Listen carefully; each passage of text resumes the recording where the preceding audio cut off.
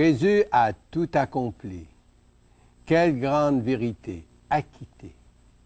Et qui de nous ne ressent pas un certain soulagement quand une dette est finalement payée, acquittée? Ça peut être une dette sur un auto ou une maison.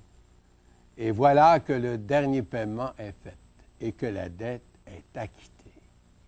La différence, c'est que dans le cas de nos dettes, nous sommes responsables de les rembourser à force de travailler, de peiner, d'économiser, etc., etc. Mais en ce qui concerne notre dette envers Dieu et sa justice, nous devons déclarer faillite parce qu'on n'a pas les moyens d'acquitter notre dette envers un Dieu saint, envers un Dieu juste par nos propres moyens. Comme on l'a déjà entendu, notre justice, ce qu'on a de meilleur, c'est comme un vêtement souillé. C'est encore souillé devant la sainteté de Dieu. C'est pour cette raison que Jésus est venu, par amour pour nous, payer notre dette à la justice divine par le sacrifice de sa vie à la croix. Les religions nous diront « Aide-toi, puis le ciel t'aidera ». Et qui de nous n'avons pas entendu cette expression avant? Comme si nous avons une partie de notre dette à rembourser nous-mêmes. Il n'y a rien de plus contraire aux paroles mêmes de Jésus, du Sauveur.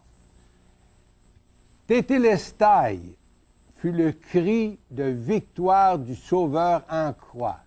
C'est ce que ça veut dire, tout est accompli. C'est fini, tétélestai. Un cri de victoire, la dette est payée. Ma dette, votre dette fut totalement payée, acquittée par Jésus. Y croyez-vous, cher ami? Pour que votre dette soit acquittée pour vous, il vous faut accepter le pardon que Jésus vous offre maintenant par la foi. Pardon sur lequel est inscrit « acquitté », signé avec le sang de Jésus. Vous comprenez mon langage. L'histoire raconte qu'un jour, le gouverneur des États-Unis visita un certain prisonnier dans une prison. Il vit un certain type, oui, justement, condamné à mort pour crime commis.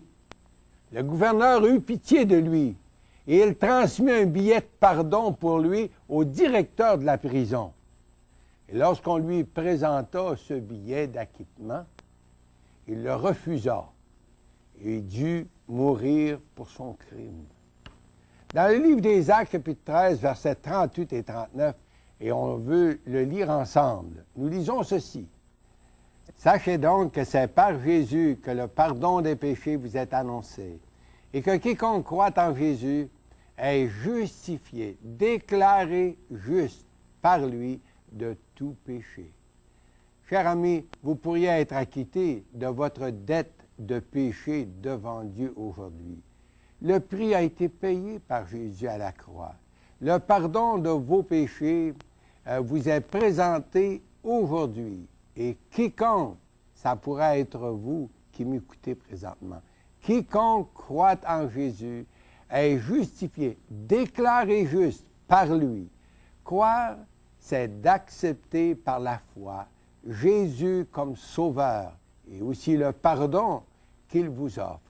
Vous pourriez, dans un esprit de prière, vous incliner devant le Seigneur et lui dire, « Seigneur, je crois que tu as expié tous mes péchés à la croix.